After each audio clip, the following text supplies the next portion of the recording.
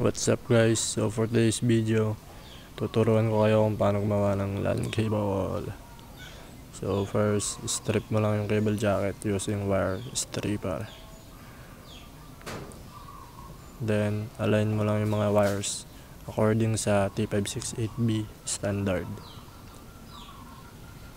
Uy, magic! Then lagay natin sa RJ45 connector.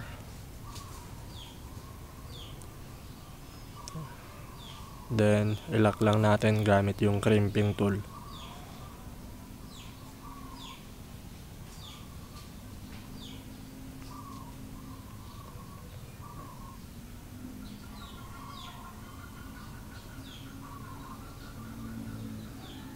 Tapos trim yung excess wires.